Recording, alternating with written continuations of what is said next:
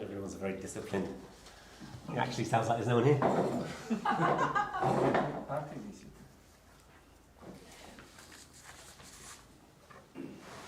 If anybody is watching this on the live stream, apologies, we're just checking that we are live streaming before we start. How have you been, Jyoti? Are you well?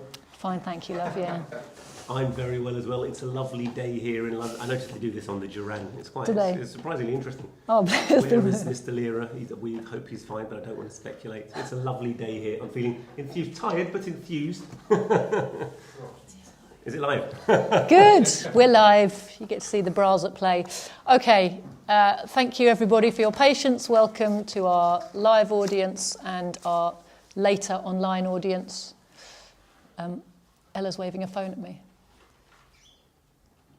It's starting. Oh yeah, the chairman now knows that we're going. Welcome to our second meeting of today, and it's intimately connected with the first. If everybody might want to make sure their phones are on airplane again, that would be good. So we talked this morning about the war in Ukraine. Ella and her pal are trying to sabotage the meeting. Her pal, I'm turning you off, I'll send you a link. Eleanor, can you send her pal a link? Just turn that off. Thanks.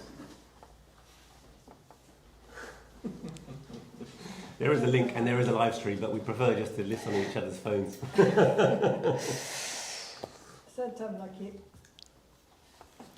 So, welcome again to this afternoon's meeting where we're going to be discussing the cost of living crisis. This is something that we know is going to be affecting workers in Britain. In fact, it's going to be affecting workers all over the world because the price of fuel on the world market and the price of wheat on the world market are two of the essential commodities that are hugely affected by the war in Ukraine. But one point before I hand over to our speaker for today that I want to emphasise, I'm sure he will talk about it, but if he doesn't, I want to make sure that it's very clear in our minds, is that it was not the latest escalation of war in Ukraine that created the rampant inflation which is now running away with us in the cost of living crisis. Inflation has been created by money printing, which has been going on at accelerating speed since the 2008 banking crisis, and which is truly coming home to roost now. We had another massive acceleration of the money printing program in 2020 to bail out big business. They called it a COVID bailout, but what it was yet another bailout of big business. And this rampant inflation is affecting everyone and everything. And now the war in Ukraine is adding to this cost of living crisis, which we already had. And if you want proof that we already had it, just remember the warnings about our fuel prices that we were looking at last autumn, when they were telling us, in the spring, your energy prices will go up by 50%. Now, the new narrative is it's all because of the evil Vladimir Putin that your cost of essentials has gone up so much. But clearly this can't be true, since the inflation and problems with the energy supply started long before the latest operation in Ukraine. So I just want to make that very clear, because we're being encouraged to blame Russia and scapegoat Russians and Putin in particular for the problems that working people are going to face. And of course, the problems are the result of capitalist production, monopoly capitalist production in particular. So with those words, I'm going to hand you over to Ranjeet, who's going to talk to us today about the cost of living crisis. Thank you. Can I beg you to focus the camera? Don't want me to do that. Thank you so much, Jyoti, for that introduction. There are a couple of things to say before we get going. Talk will probably be just in excess of an hour, so kind of prepare yourself. Jyoti's just kind of adjusting the stream and it will settle down, but it's okay. It's interesting what Jyoti said, because I think the fact that inflation is happening, and we all know inflation is happening from the media, you don't have to look very extensively to see there's huge inflation, and you feel it in your day-to-day living. But it is, and I'm just going to say this now, I'm not going to substantiate it, it is the disproof of modern monetary theory, which says that you can just go on limitlessly printing money. Money means nothing, and if you want more stuff, you just print more money and you've got more stuff. So I'm going to leave that there now, but I want every proponent of modern monetary theory, or those who are thinking about it very hard, to say, what is the phenomenon of inflation, how do they explain it, if they subscribe to the idea that you can limitlessly print money, pay for whatever you want, and therefore it's just the Tories' meanness, not any underlying economic reality, which is responsible for the problems we're going through. I'm going to leave that now, and I'm going to move on and just talk about the subject of my talk, which is the cost of living crisis. And we're here today, 23rd of April, 2022. We're going to have to talk a little bit about economics, and I apologise if people find it dry, but actually we all struggle with these questions every day. Well, I was driving here together with Chairman Rule and my baby son, Nikolai, who's 2. We were putting some music on to pacify him, and what did we get? We got Pop Goes the Weasel. I said, it's funny that I've never really known what it means. Do you guys know what it means? Go for it, Lucy. It's got to do with weaving. Yeah, so that's one theory. Anyone else? Pawn shop. Pawn shop. So the weasel is indeed a kind of weaving tool, but it turns out cockney rhyming slang may have been weevil and stoat for coat. And when times are hard and wages are low and you're between jobs, what do you do with your weasel and stoat coat? You pawn it. Pop goes the weasel. So when the cost of living is high, you pawn your coat. And how many of us have heard that nursery rhyme sang to us from the cradle to the grave? Even though the NHS isn't anymore, the sign of cost of living has been with us as old, since the Industrial Revolution, since the working class became a precarious class whose very existence depended on the steady supply of wages. Since we've grappled with the question of why aren't our wages more, Marx said, and this was going to be the introduction of my talk, in volume 1, page 1 of Capital, the wealth of society first of all presents itself as an immense accumulation of commodities. So what is wealth? Where does the value of money come from? We can't separate itself from that economic study of an understanding of commodities in itself. And a little bit we'll talk about, again, what that means for money, where does the value of money come from, very briefly. But I just want to think about that. We've been living with the cost of living crisis as a working class in the country which has the oldest working class for so long that actually it's become part of our nursery rhymes. And though cyclically we may think we've escaped this question, it never goes away so long as we remain a working class in an industrial capitalist nation. And more than that, this is no longer a question which simply affects one country. It's an international question affecting the vast majority of humanity. So that's just by saying that this talk is important. It may not be effective, but it's important. I hope you will spread this talk. If you're following me today on one of my channels, I'll just briefly plug. Jyoti gave an excellent talk this morning on the Ukraine crisis. That is already... Thanks, Joe. That's already available. Can you hear me better now? Brilliant. That's already available on our YouTube channel, which is Proletarian TV on YouTube. Our Twitter account is CPGBML, at CPGBML, if you go to Twitter, and we have various Facebook accounts if you look for the communists. If you go to our website, you can get Jyoti's book, which we mentioned earlier on. Our website is www.thecommunists.org. Okay, so if you go there, you'll be able to find Jyoti's pamphlet on the drive to war with Russia and China, lots of articles about the current crisis in Ukraine. And if you go to Lulkar, www.lulkar.org, lulkar.org, you'll see the website. Simple but effective it is, of many articles, very in-depth articles. And actually I've drawn heavily on a very nice article written there about the cost of living crisis entitled Why Should the Working Class Pay for the Cost of the Capitalist Economic Crisis? Okay, so I am going to contend that this current economic crisis that we're facing is a general crisis of capitalist overproduction. We're going to talk a little bit about what that is.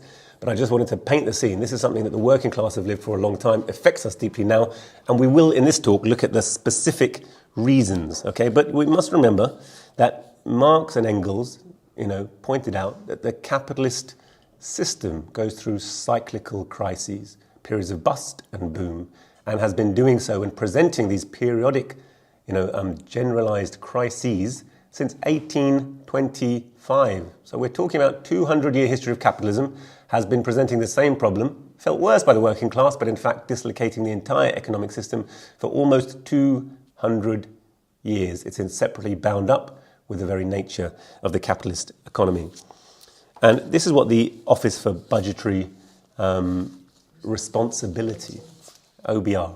So some of these functions have been dished out to quangos. There used to be governmental responsibilities to set interest rates, to monitor the effectiveness of policy and gather statistics about the health of the population and the economy, and the OBR is one of them. It's only really 10 years old. So it's the cost of living, but it's an official governmental body essentially.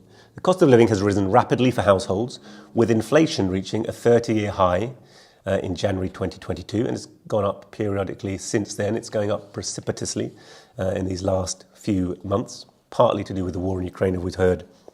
The rise in inflation to a 40-year high this year is expected to reduce the real household disposable incomes on a per-person basis by 2.2% this year. It's likely actually to be considerably more than that. But that is, may not sound like a lot, 2%, but that's nationwide and doesn't take into account the discrepancy.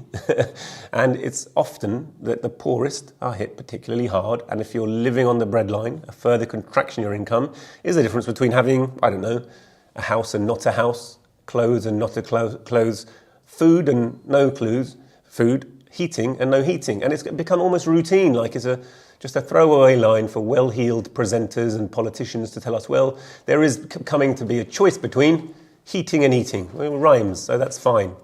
You decide which one's more important. But you're going back to an era of kind of classical poverty for a large section of our working class in still one of the richest countries on earth, still that has sixth highest income on earth, huge concentrations of capital where there's an immense accumulation of wealth. And this is the situation our working people, our working class, our fellow workers will be facing. But this is the most precipitous fall in living standards since ONS records began in 1956 to 57. So since the war. Now this cost of living crisis, as I've kind of alluded to, has ramifications then in terms of a hunger crisis.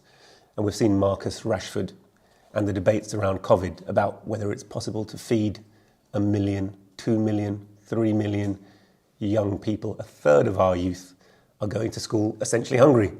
Can they study effectively? Can they be non-disruptive in class? Are they going to grow effectively? Are they going to be useful contributors to our society?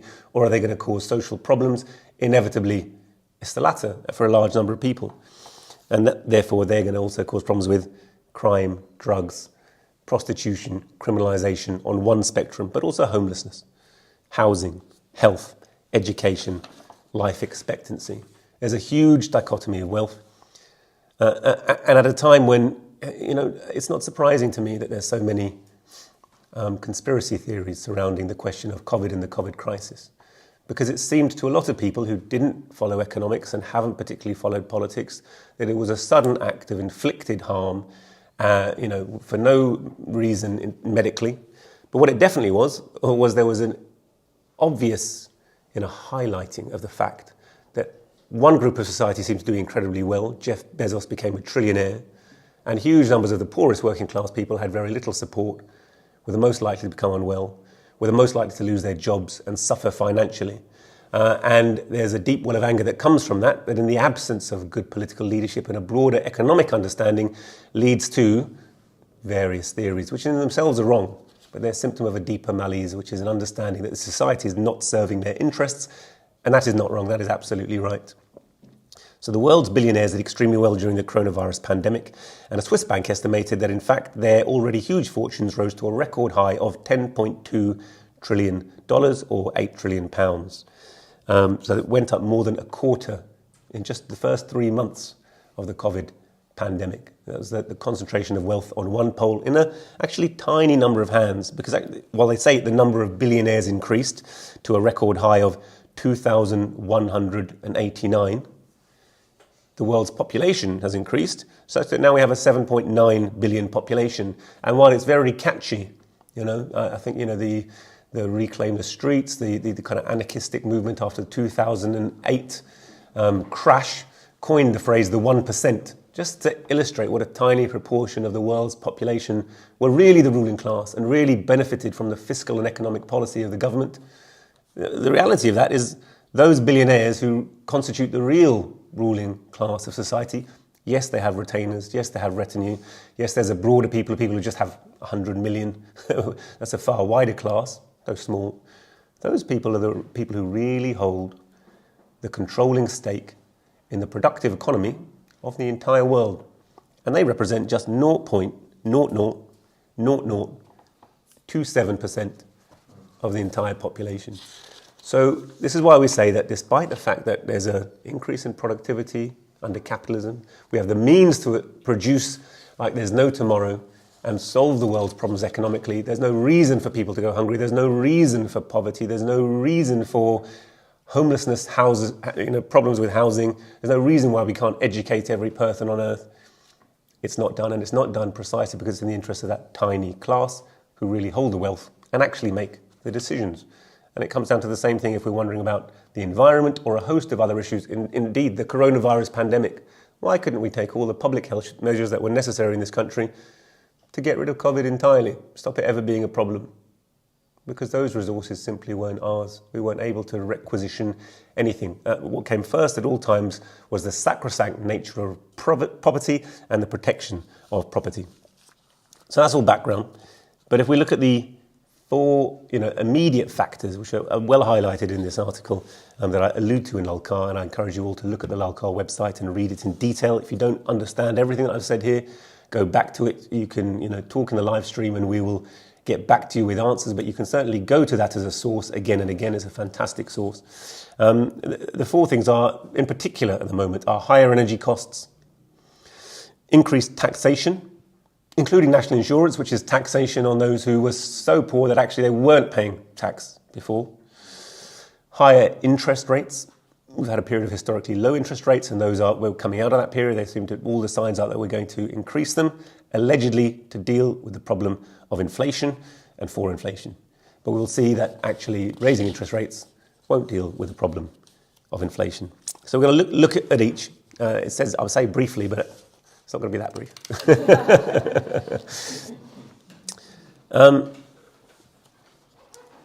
There are a number of, I'm just going to go through kind of almost bullet point lists of things that are currently factors which are exacerbating this crisis. And then we're going to have a little look at the overall trend of why we're having a crisis. And I think we're going to wind up a little bit by talking about the measures really that the working class should ask for and demand as immediate measures to improve their situation. And if the organisation that you look to, if you're watching this and you're not a member of our organisation, if you're not a member of the CPGBML, if you're not a member of the Workers' Party, that's fine. Most people aren't yet. I hope that will change. But if your organisation, if you're a supporter of the Labour Party and the Labour Party is not asking for the measures which will cause effective relief for working people, but in fact is backing the interests of big business. If you're in a Trotskyist organisation that also is not calling for those, if you're in the Tory Party or the Liberal Party or the Green Party, I want you to think very carefully about the real measures, economic measures that are needed to solve this crisis and the environmental crisis and the food crisis and the housing crisis. There's the same group of measures, I'm afraid to say. If your party or the ideology that you follow doesn't advocate those, then you have to look very carefully at your own economic status. Ask yourself, are you a billionaire?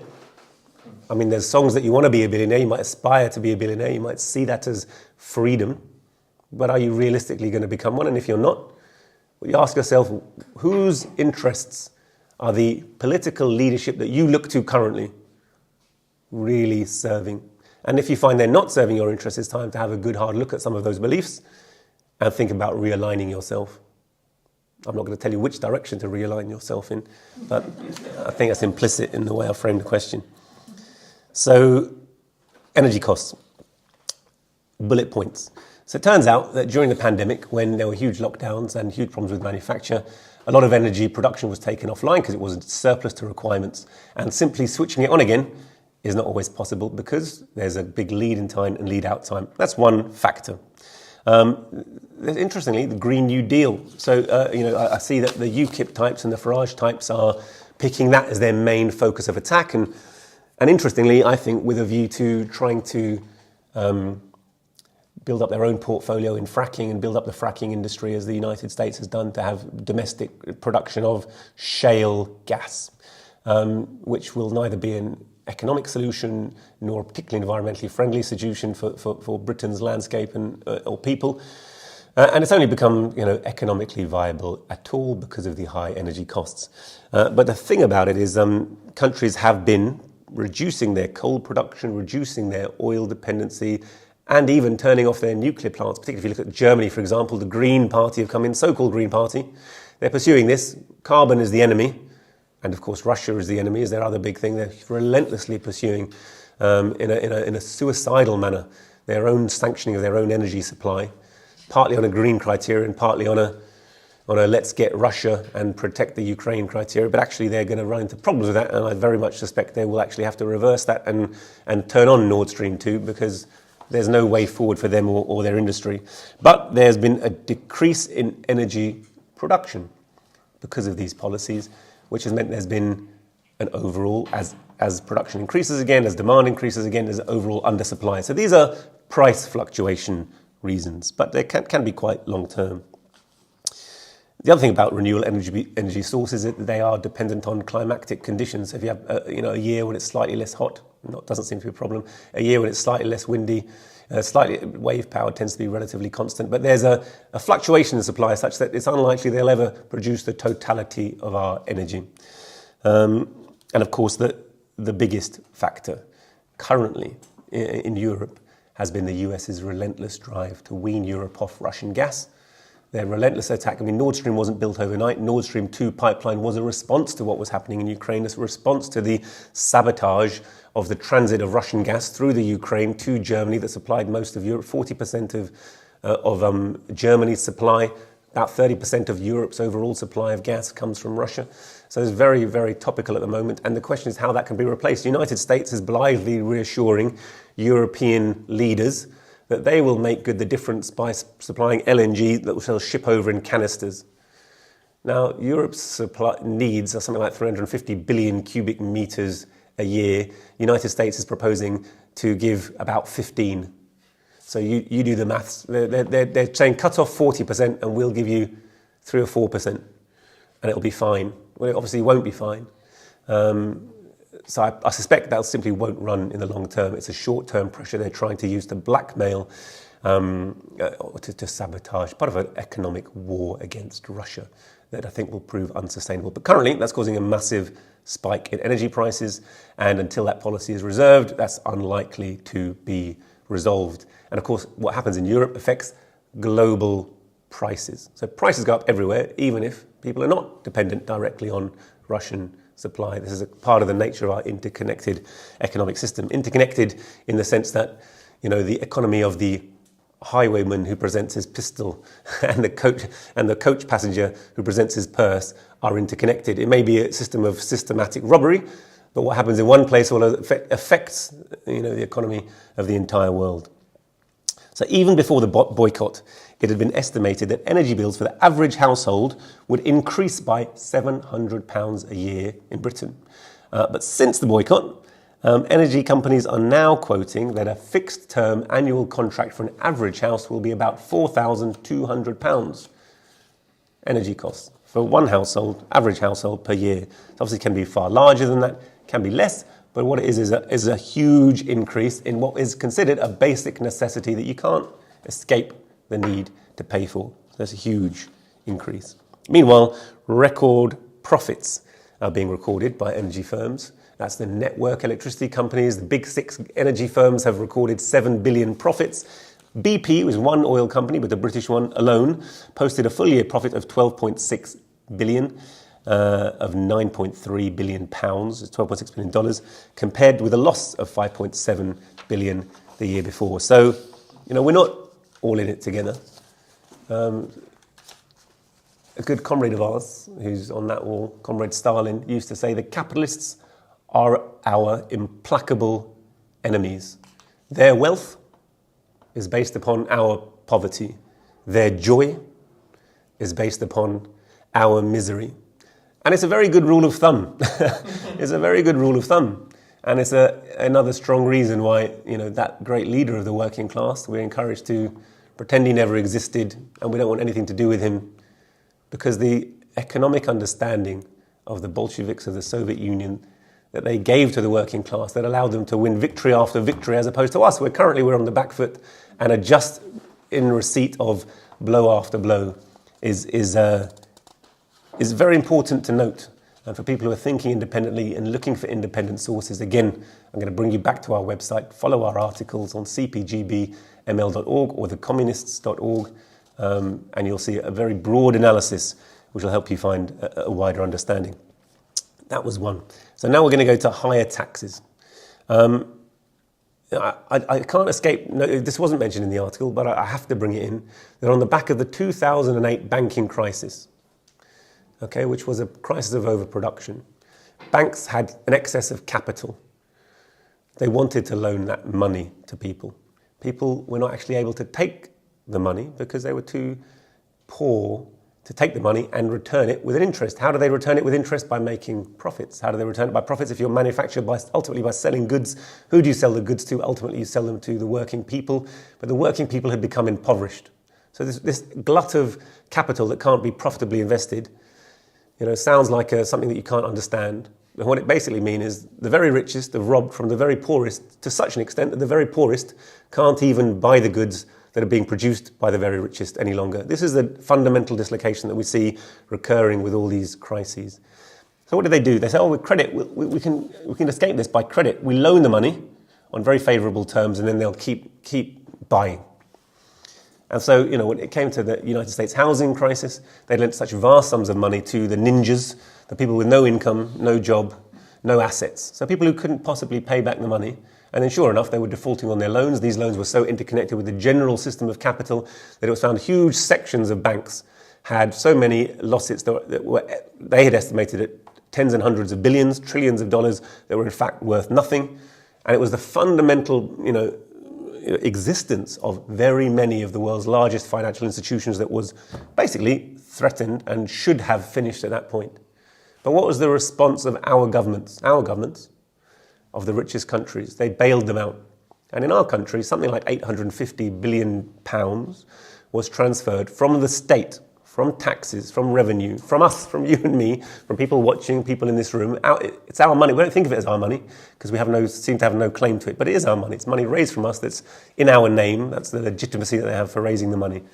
And that was given directly to the banks. So the debt of the banks was transferred directly to the state. And since that time, we've been living in austerity. Spending has decreased, taxing has increased systematically ever since. As a result of that, industry got back to profitability for a period of time through a number of means that I'm not going to totally discuss, but they've never dealt with the fundamental problem that actually this means increased poverty for the people. So where is the next crisis going to come from? It's just going to come around the corner. And so whilst there are different precipitating factors every time, what's absolutely clear is the crisis isn't going away. So that's an underlying thing. But then obviously a new wave of crisis broke out in 2020, and we had what was, by the capitalists' own admission, Black Friday, Black Thursday, in 2 successive weeks. I think it was in March or April 2020, in which the stock market crashed. A quarter of the value of the stock market was wiped off in the United States, in Britain, in France, in Germany, around the world. And huge amounts of money was again transferred. In the United States, $3 or $4 trillion was printed and transferred into Wall Street companies in order to prop them up and keep them afloat. And there are lots of economic commentators who point to that and say it's an open fraud. You shouldn't be able to do it. How can you just print money and give it away? And we'll come to what the effects of that are shortly. But it was done.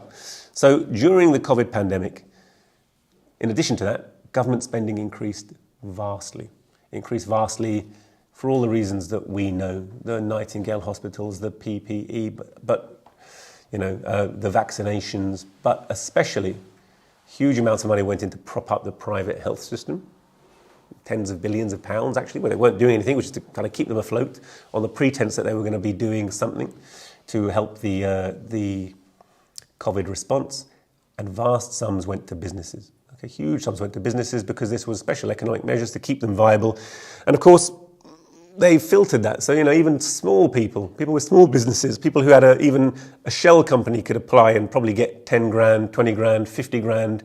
Garages did it. Basically, everyone who had a business in this country. And so that was kind of like a petty bribe to the many, many, many small businesses to make them say, well, this is just relief, this is okay. But vast sums went. Probably, if you look over the whole period, Around 400, 500 billion pounds was spent, and the majority of those subventions went to big businesses. Big businesses who also then went on just to cut their staff and cut their services anyway. So a huge amount of money anyway, increased debt, came onto the government books. Sooner or later, that's going to have to be paid for. And now we are getting to the point where those taxes are being increased. The latest budget by Rishi Sunak was very clear that taxes were going to be increased, including national insurance tax. Those pandemic costs, moreover, they've said they will pay via national insurance rather than, for example, levying a tax on the enormous windfall profits of big business, tax on wealth to cover the cost of the COVID pandemic. When our governments have been very assiduously avoiding any such policy, as has our opposition. The Labour Party have been very assiduously avoiding such policy. BP CEO, when asked whether he thought it was worth having a windfall tax on energy as they're making such record profits, says no windfall tax on North Sea producers would deter investment in gas production needed to ease the crisis. So there's always throwaway remarks that you can hear on Radio 4 and are given a lot of credence, and but essentially, this is the rich putting two fingers up to the poor. Actually, to the extent that some of the rich, the more far-sighted rich, are slightly worried about it. They think it's immoral. They think it makes the system unstable. They think that if you have enough, proles, what is it Barack Obama said? It's only me standing between you and the pitchforks. Yeah. They're dimly aware that you keep on piling pressure onto working people, and sooner or later, they won't take it anymore.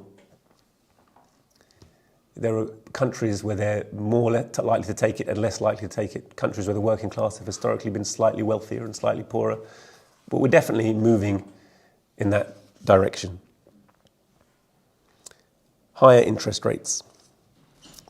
So the Bank of England, interesting, I looked at their latest, they have a monetary policy committee. This is one act of Gordon Brown when they first came into government in 1997. They said, we won't make macroeconomic policy, we'll hand it over to the independent sector, meaning the bankers, meaning people who are connected to industry. So we'll give even more control over the economy to the wealthiest in society. But the Bank of England's monetary policy published their latest statement just a few weeks ago. And I'll just read you the first paragraph because it's nice. The Bank of England condemns Russia's unprovoked invasion and the suffering inflicted on Ukraine. You think that these are people who are just concerned with interest rates, but they're intimately connected with the interests of imperialism, and we'll see the way in which this, their economic interests tie in with the foreign policy interests. The bank is working closely with the UK government to support its response in coordination with the international authorities. The bank's MPC supports the condemnation and welcomes these actions. But we're going to raise interest rates from 0.25% to 0.75%. And that was a kind of 8-1 majority in favour of raising interest rates. Interest, as our comrade pointed out in her article, is essentially usury. There's no fundamental difference between the loan sharks who lend you money on the street when you're in trouble, but they want more money back later. And depending on the amount they lend you and the rate of interest, you're in permanent hock to them. But basically, it's tribute paid by borrowers to the owners of capital.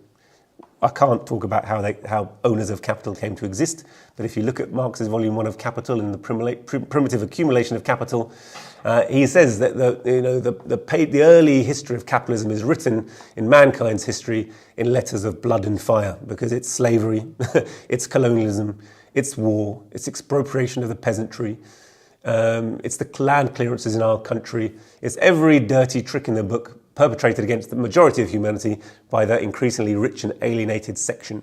So when they open their MPC committee statement by lamenting for the losses of the people of Ukraine, we have to just see through that a little bit and realise that these are the people who represent the billionaire interests.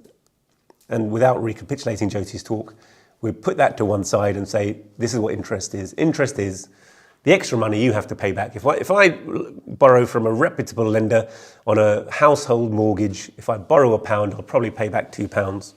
So if my house costs £20,000, which it does roughly, then I'll have to pay back probably £40,000 over the lifetime of the mortgage. NHS, on the other hand, has managed to secure itself such deals for PFI that when it borrows £1, it has to pay back about £9. And you know these, and then it doesn't own then it won't own the hospitals. So you know there are differing rates available in different parts. But this is what interest is. It tends to be regarded, you know, and if you look through the monetary policy statement of the Bank of England, they kind of talk it as just a macroeconomic lever with which to control inflation. Inflation is high. You increase interest rates, and that will bring inflation down again. Does that make sense? It doesn't make sense, but their kind of thinking is, oh, well, if you increase interest rates, then everyone who's borrowed money, so everyone who's got a mortgage, everyone's got a credit card, everyone who's got a nice car but actually hasn't got the money for the car and got it on loan, which is most people these days, it turns out, those are the three biggest sources of credit, and they're massive. They run into trillions of pounds, particularly in Britain and the United States. If you increase the interest rates, all those people who are carrying around that massive burden of debt are screwed, basically, right? They've been living quite a nice lifestyle, imagining that they have the money, but they don't really have the money. So they really struggle to pay that back. So what does that mean? They stop spending. Yeah? You're spending more of your money paying back your loans and less money just buying things. So this takes the heat out of the economy. The heat, what heat? So if you've got less disposable income, you buy less. And if you buy less, there's less demand for goods. And of course, the kind of mantra of bourgeois economy is, what is the value of my cup of tea? Whatever you want to pay for it. £1 million for my cup of tea? Well, if I value your cup of tea enough, then yes, it would be worth £1 million. I've never heard of anyone paying £1 million for a cup of tea. So there is a supply and demand fluctuation, and that's their whole essence, right? So that you're going to decrease demand, and if you decrease demand, well, then prices will fall. If prices fall, then money's worth more. You know, how much is money worth is a very strange concept, which is again tied up with essentially the nature of a commodity. If I produce something, you produce something, we swap it, there have to be vaguely equivalent values. But that's an awkward barter system, and over time mankind's developed money. Money must have a real value. When it was gold, it had a real value. And the amount of labour time necessary to produce a small amount of gold was the same amount of labour time necessary to produce my polystyrene foam. You know, grow the tea, bring the tea from India, have someone in a restaurant sit and make it, add some herbs and spices. You calculate it all. You can calculate the amount of socially necessary labour time that went for my cup of tea, and it's like a grain of gold. There you go, grain of gold. Even that becomes cumbersome. So instead of that, you know, it becomes fetishized. But basically, you have money, and money used to be, of course, a promise to pay the bearer a certain quantity of precious metals. It had a real value because it was just a token representing real bullion that had to be in a bank somewhere. That was broken with fiat currencies, at which point it was decided some economies were so strong they didn't need to bother with having the gold. One, it was a bother to have so much and store it. Two, gold itself is a commodity which fluctuates in value, which is, again, it depends, you know, if you open up a new gold mine in South Africa and you're mass producing gold, suddenly your reserves are not worth as much. It had its own issues. And so what is the value of money? It's a question that people struggle with, and we're going to come back to it. But at this point, I'm going to simply say that the idea of raising interest rates is to take the demand out of the economy. If you take demand out, then prices shouldn't go up anymore. But that's not right, is it? Because value of money, if I'm exchanging my money for your thing, two things can change the ratio of that exchange. One is the value of the money, and two is the value of the thing. Does that make sense? Say the tea crop fails in the whole of India, there's less tea in the world, then the actual price of the tea, the value of tea, the amount of labour time taken necessary to grow the tea, if a crop fails, this quantity of tea increases. There's all those people in the world producing less tea, then actually the value of the tea increases. Does that make sense? Say a labour process comes about, which it does. TVs, when I used to buy my big plasma screen TV, when I wanted one so badly, I used to look at it in Tottenham Court Road. It was like 12 grand, so I never bought one. But then ultimately you can buy a bigger TV, that LED, better technology, for £1,000. So the cost has come right down, hasn't it? And the cost comes down because productivity of labour increases. You know, they've found ways to put less labour time into producing it, so actually it's worth less. So commodities tend to reduce less. So it's possible that if resources really go up in value, that even though money's worth the same, prices are going up. Does that make sense? So we're just going to put that there for the time being.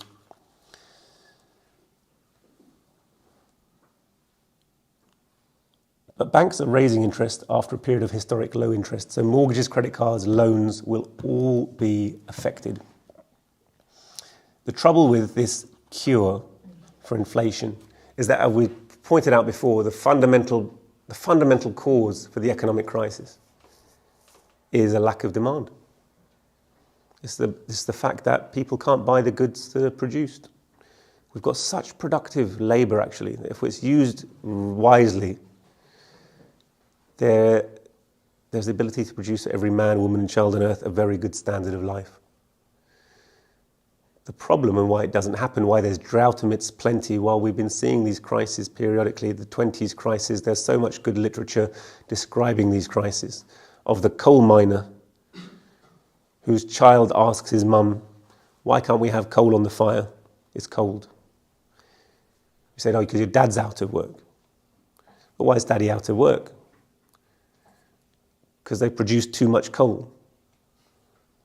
Yeah? So we've got want and poverty amidst plenty. And prices are going through the roof. And the macroeconomic policy is going to be adjusted to further decrease demand in the economy as a cure for inflation, like it was just a number disconnected from human society. But it's clear that while that kind of makes a certain internal sense within the argument that they present, it's not going to solve that fundamental problem, which is the poverty of the world's masses that has been driven by this system. So it promises to cause more problems than it's going to save. Moreover, it turns out that if you reduce inflation as a means to saying prices are cheaper and people will take out more borrowing, actually there's been very little borrowing in this period, because since that last economic crisis, actually the strain and poverty of the working people has meant that actually businesses even haven't been taking out a lot of extra debt. They've been reluctant to because they can't just ramp up production and recoup their money. So there's now a chronic crisis in society of which this is an exacerbation.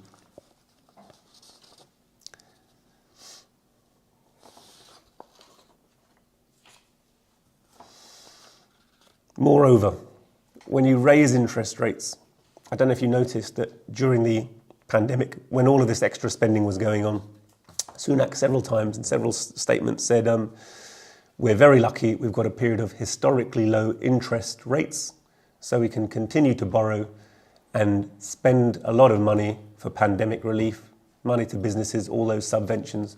So actual national debt is higher now than it's ever been before. It's more than our annual gross national product.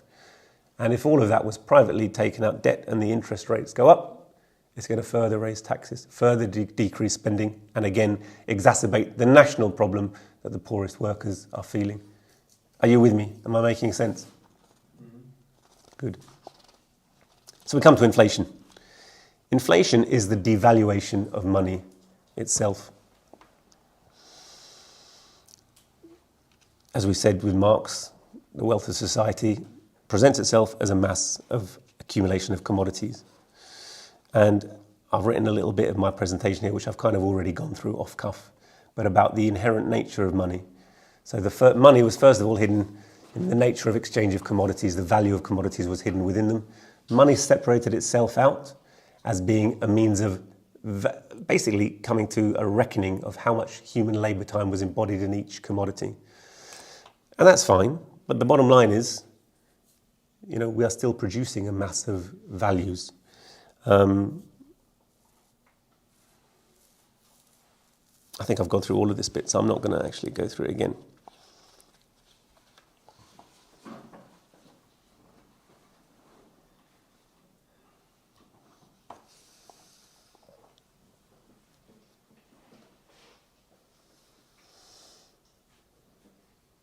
I think I'm not going to recapitulate, that's fine. I've done that as well.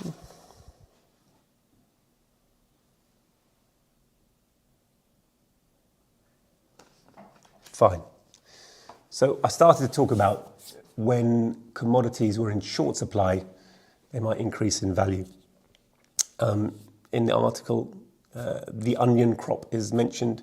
I don't know if any of you have seen Trading Places, the movie, when it's all about the orange crop. and the failure of the orange crop and how that's going to affect market and commodity prices. Or the Egyptian cotton crop, if any of you have read Catch-22 by Joseph Heller. You see that the American army starts subcontracting out its planes to strafe for the Germans in order to recoup its losses from the German cotton crop. But essentially, the purchasing power of money falls when more money is made available than the money that was deposited from sales. So in our fiat currency, if a certain amount of money is circulating, it has to be balanced by the real volume of goods you can buy from it. If I have a small market stall and I'm selling my oranges and apples for money rather than other goods that I need, I expect that the money I get, I'll be able to deposit in a bank, take it out later, and exchange it for the commodities that I need. Yeah, for basically similar prices that I would have if I'd made the exchange directly. Well, that's the basis on which we use money as useful. Yeah? Yes? Yes. Agree? But, as Jyoti said in her presentation, in the 2008 banking crisis, huge amounts of what was then referred to euphemistically as quantitative easing took place. You know, banks just started printing money. This is a lack of liquidity. There's a lack of credit. Credit's driven up. All of this credit was bad. Banks are going bust. So in addition to money being transferred from nations to private banks, a huge amount of money was printed by the Bank of England and distributed primarily to private banks and in the latest economic crisis also to Wall Street, you know, to prop up share prices.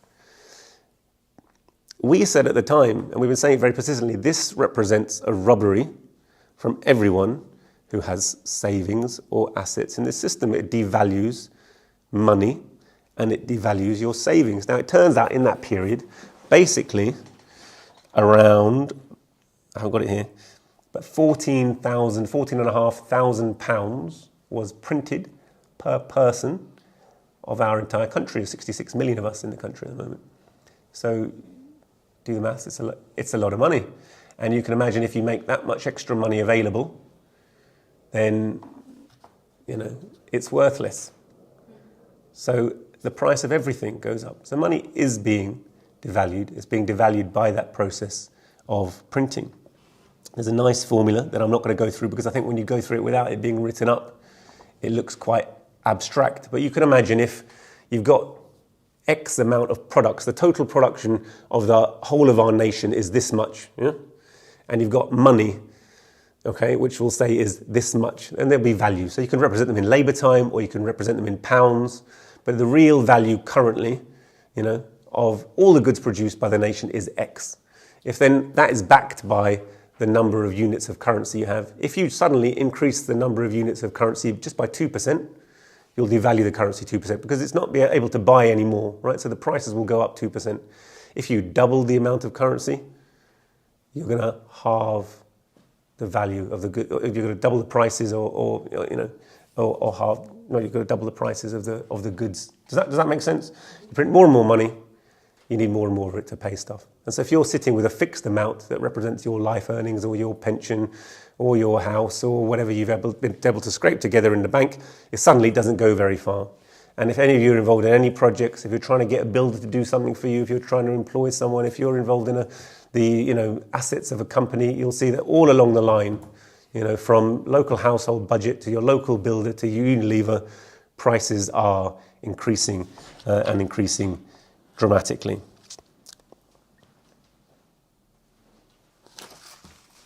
Good. I'm just going to switch over to my computer. So the Bank of England warned last week that Britons face the deepest cost of living squeeze in more than 70 years, with real post-tax incomes forecast to fall by 2% this year. Households face a triple whammy of the highest tax burden since the 1970s, and inflation is forecast to hit 7.5% this year, driven by soaring energy prices and the highest interest rates needed to tame it.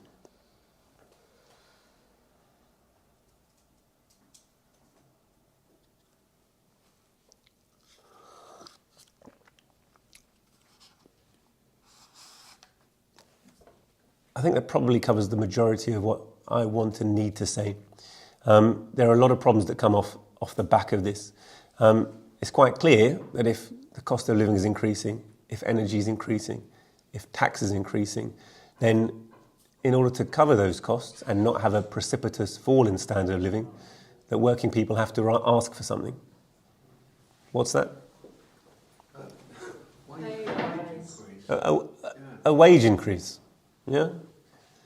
But not a small wage increase. It has to be a wage increase that is going to be larger than the rate of inflation. Inflation is kind of forecast to be double digits, actually, this year. So when the nurses earlier on in the year asked for a 15% pay rise, and this was considered to be just lunacy and madness, and then, ultimately they said, would you be sensible, and, maybe 4 or 5% might be reasonable. That represents a pay cut, and they're year on year pay cuts, okay? Currently, do you know what the working age population of our country is? Britain, UK, has 66 million population. So the working age, let's say, is between 18 and 64. Does anyone actually know what the number of people in our country who are working age is? 25 million. So it's actually like 38 million. Okay, so it's quite large. And do you know what our unemployment rate is officially? Well, they're claiming that it's an all-time low, that it's like 3 or 4%.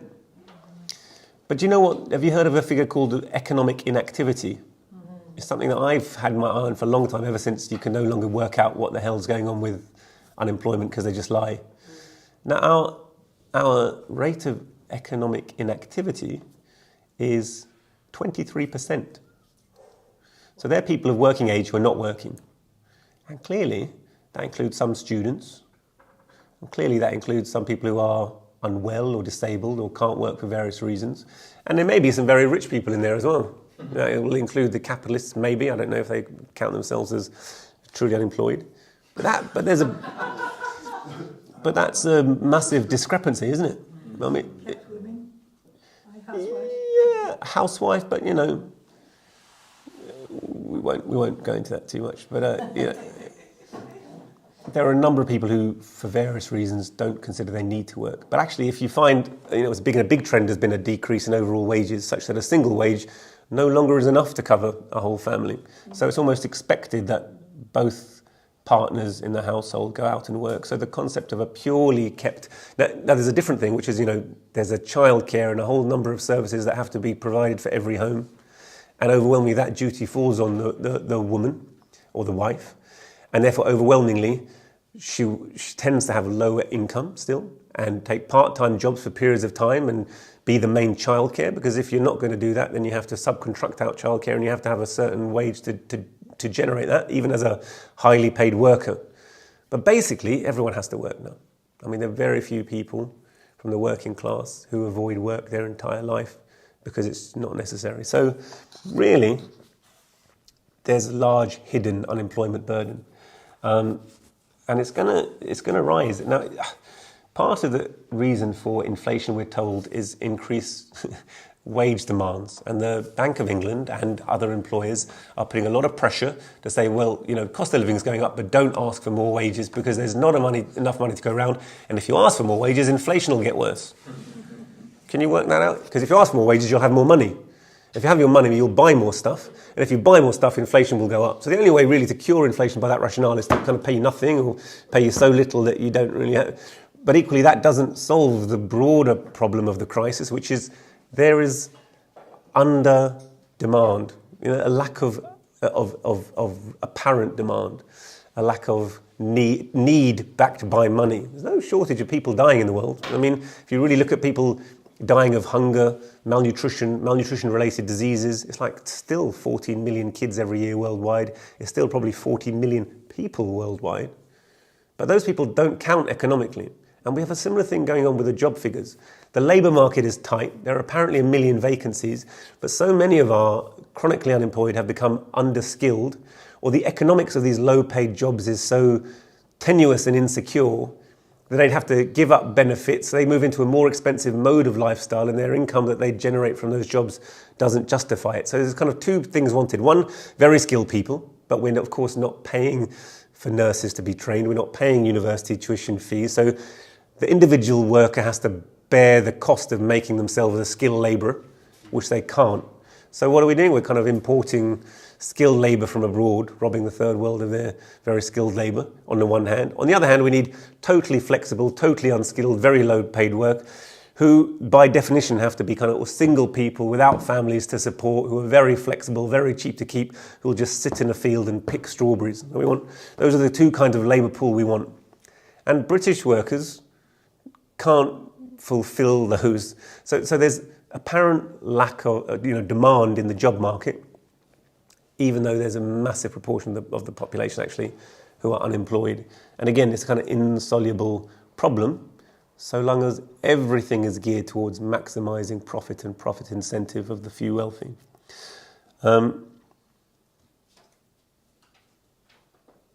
Yeah.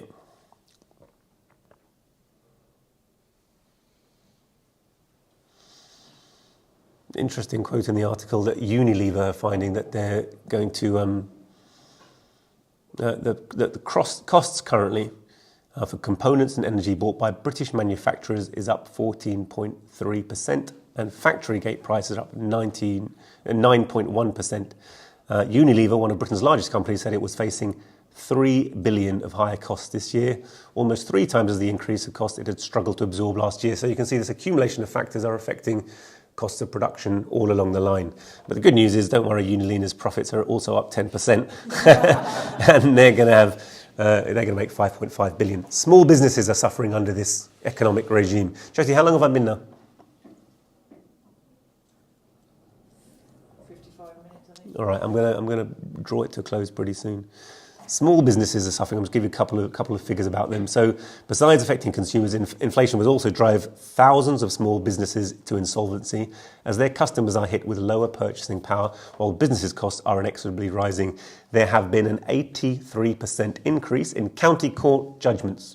Yeah, one of those things that if you have against you, you can never get a loan, never get a mortgage, struggle. So businesses are going out of business. 83% increase in county court judgments relating to unpaid debt in the last quarter of 2021. A huge rise in businesses that are in financial trouble. So 600,000 UK businesses, small businesses, are showing signs of distress, with support services, construction and property the worst affected sectors. As they're driven out of business, because while they're a small player in terms of absolute economic figures, small businesses, while the majority of I'm kind of looking around the camera so I can see my people in the hall, while the majority of real wealth is owned by small multinational companies, they're a big player in terms of employment. 600,000 people, some of them are individual employers, some of them might have 5 or 10 employees, but that's quite a big section of the employed workforce. And really, relatively little players in today's capitalist economy. But if you drive 600,000 businesses out, there's a knock-on employment, effect on employment, masked as that is, it'll be very significant. And of course, what does that mean for the actual demand in the economy? Again, it will be a huge hit for the economy, but this is happening. And employment versus unemployment. So unemployment is going to increase over the next period. It's being claimed that it's as low as 4%, but there's a vast difference. So if you look at, again, looking at it from the other way, there are working age population in employment is 75%. So again, there's a missing 21% unemployed who are not accounted for in those figures. Okay. Covered all those things.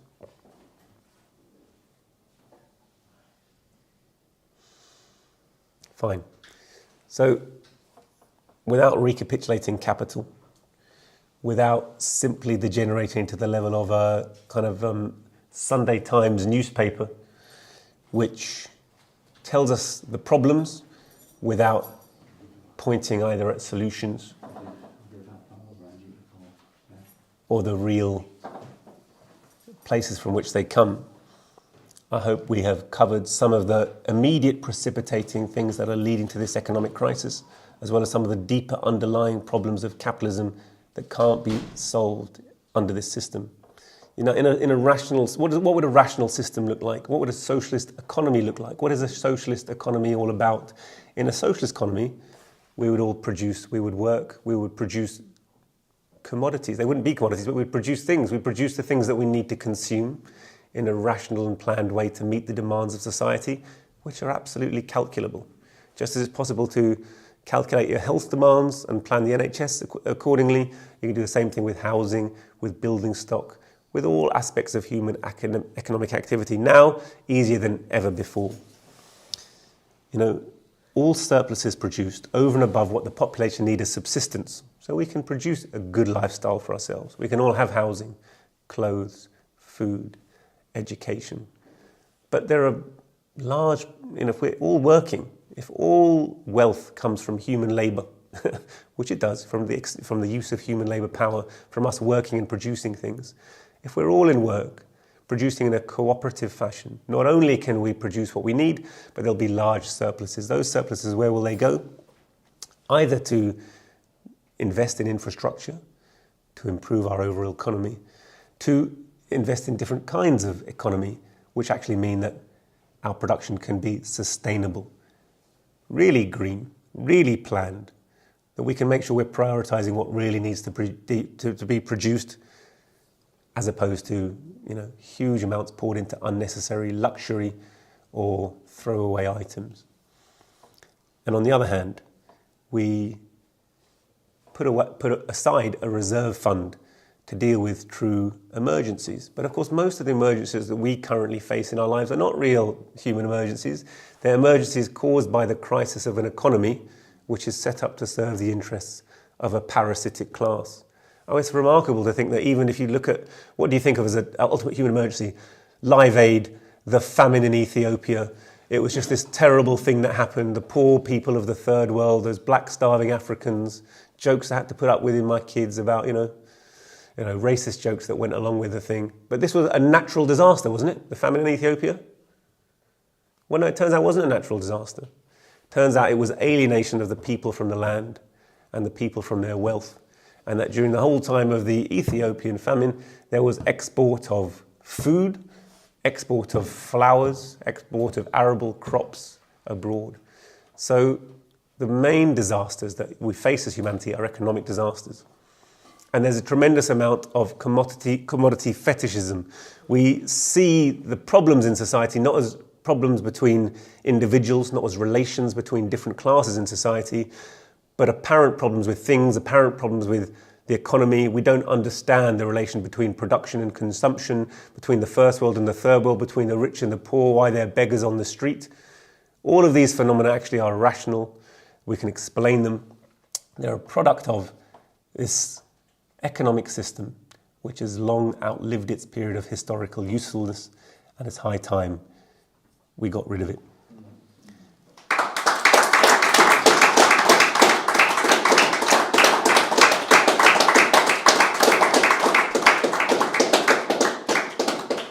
Have you closed off the live stream? No, I was going to leave it on. Because I was just going to outline very briefly, and it's to take really 5 minutes, the demands that really the working class should be making. And they should be wage increases and really aggressive increases above the price of inflation, nationalisation of the energy resources and infrastructure of the country, an increase in jobs, in health, in education, in infrastructure, in manufacture, in sport and leisure, in essential services. An end to the war in Ukraine and an end to the economic war in Russia will have an immediate positive effect on the working conditions of the people of Europe and America. Remarkable that Joe Biden just points to the camera and says, it's Russia's fault, it's Putin's fault. And that's the level of analysis we're currently getting of our economic crisis.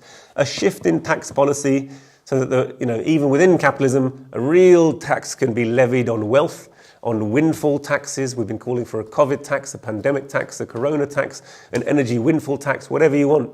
The billionaires and millionaires are writing to the Times saying, if you just had a progressive income tax, on people who have more than 8 million, you'd raise tens and hundreds of billions, well enough to pay for existing national debt, increase in national health service, increase in... So it's perfectly possible, even without being a revolutionary, but to challenge wealth, to challenge the interests of wealth is considered revolutionary.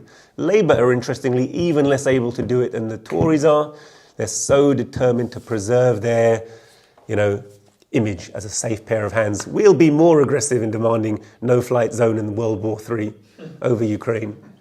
You're in safe hands with us, billionaires. We'll be more aggressive in punishing the poor, feckless, indolent, good-for-nothing, single mothers. We'll be more aggressive at challenging immigration, all total diversions from the real cause of our economic woes.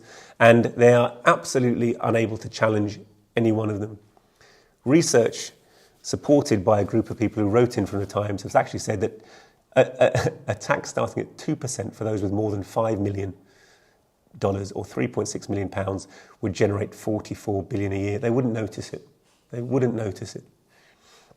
And yet, that would be enough to pay the social care levy 3 times over. That's just one example of, because whenever you say you want any of these measures, any journalist is trained, any bourgeois politician is trained to say, oh, well, of course we all want that, but where's the money going to come from? Like money is some, magical thing.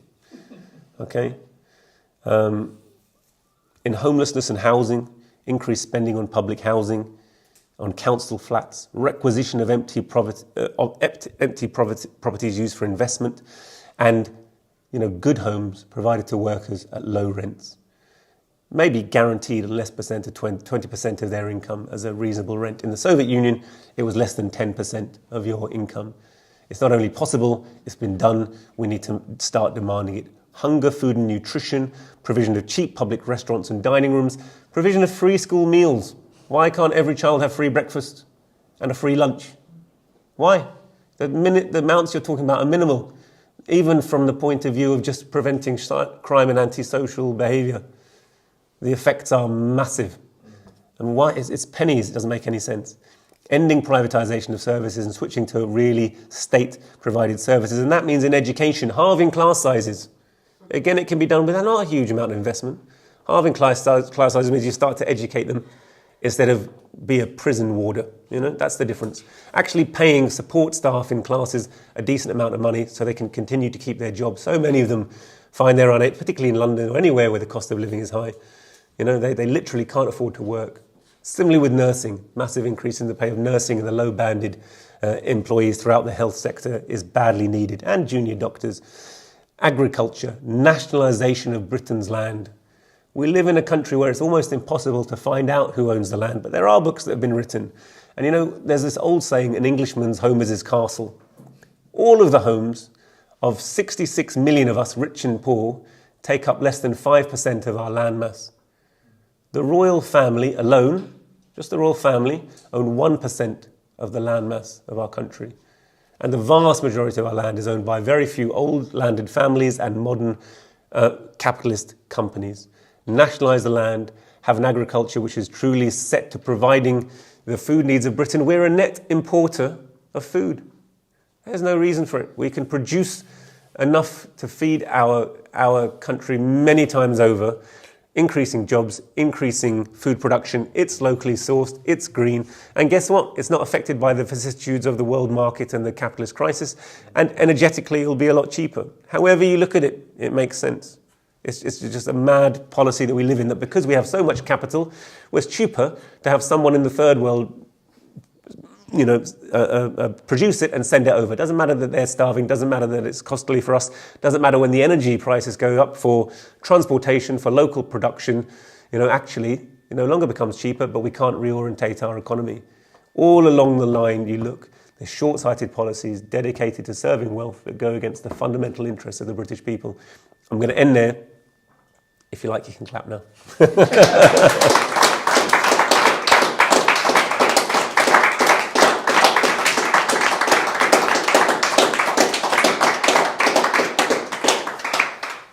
Beautiful, Ranjeet. Thank you. A really nice and helpful overview, I think, of how our economy works and what is it that's fueling the rampant increases in cost of living, which is going to be a major issue in the next year, 2 years coming period. But we're going to start to see it affecting people, almost immediately. We already know, if you talk, just anecdotally, people you talk to in the shops, in the streets, in the schools, are already noticing and feeling the pinch from their energy bills, from their food bills. These are the main expenses for ordinary people outside of rent, which is already sky high and also is going higher. That's another conversation to be had. So I appreciate you've had 2 quite long presentations today, but I feel like I want to throw it open to the audience now for questions and comments on either of them, anything we've talked about today. So please, over to you.